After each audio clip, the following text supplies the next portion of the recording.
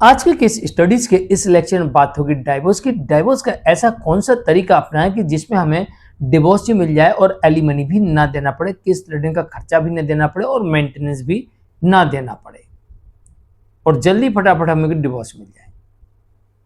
तो चलिए आज के केस स्टडीज के इस लेक्चर में बात करते हैं डाइवोर्स लेने के कौन से वो तरीके हैं जिसमें हम सरल तरीके से, सहज तरीके से, आसानी से, बिना मेंटेनेंस, बिना एलिमनी और बिना केस लड़ने का खर्चा दिए डिवोर्स ले सकते हैं। जय जिनेंद्र, मुकेश जैन। वीडियो को लाइक और शेयर कर दीजिए और इस तरह के जजमेंट्स का पैकेज पाने के लिए जिसमें लगभग आपको 200 जजमेंट्स मिलते हैं, किसी जानकारी के लिए दिए गए नंबर पर आप संपर्क कर सकते हैं। चलिए शुरुआत करते हैं। आपको ये जानकारी होना चाहिए कि आपको 2 अधिकार मिलते हैं डाइवोर्स लेने के। पहला अधिकार मिलता है कि आप सबूतों के आधार पर कोर्ट जाकर वन साइडेड यानी कंठस्थ डाइवोर्स ले सकते हैं। दूसरा आपको अधिकार मिलता है कि आपस में आप लोग सहमति बना ले, आके म्यूचुअल डिवोर्स ले ले। 2 तरह से आप डिवोर्स ले सकते हैं।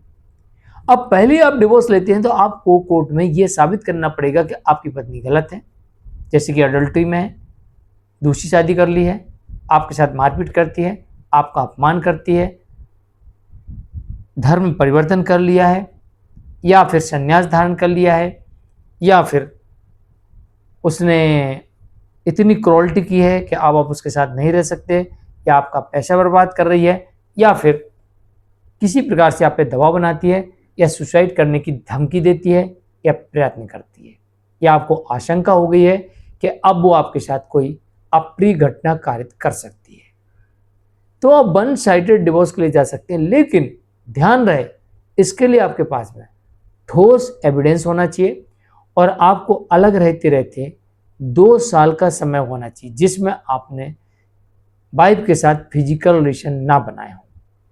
ये ध्यान रखिएगा।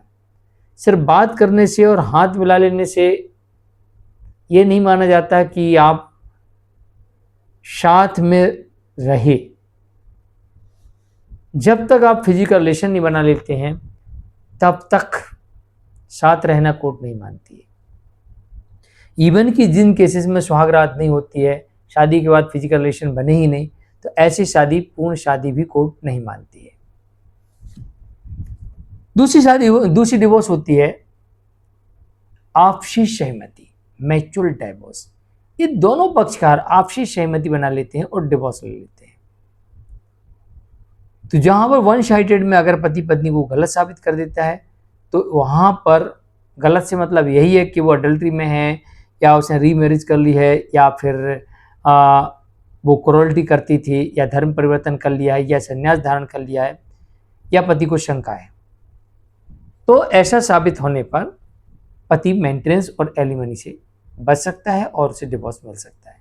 लेकिन जहां पर दोनों पक्षकार आपस में समझौता करके कोर्ट पहुंच गए कि हुजूर हमको डिवोर्स दे दीजिए, हमें साथ नहीं रहना, बिल्कुल नहीं रहेंगे, तो इसमें आप लोगों के बीच में सहमति पत्र होता है जिसे हम सेटलमेंट डीड कहते हैं, ये बना होता है।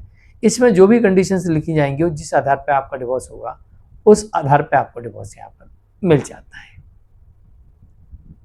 लेकिन इसमें भी कंडीशन है कि आपको 1 साल अलग अलग पहले रहना होता है, उसके बाद आप म्यूचुअल डिवोर्स के लिए जा सकते हैं। लेकिन कुछ जजमेंट ऐसे देखने को मिले हैं कि 1 साल का जो वैधानिक पीरियड है कोर्ट इसे भी माफ़ कर देती है, इसमें छूट दे देती है, और साथ ही 6 महीने का जो कूलिंग पीरियड होता है उसमें भी कोर्ट छूट दे देती है और आपको फटाफट डिवोर्स की डिक्री प्रदान कर देती है।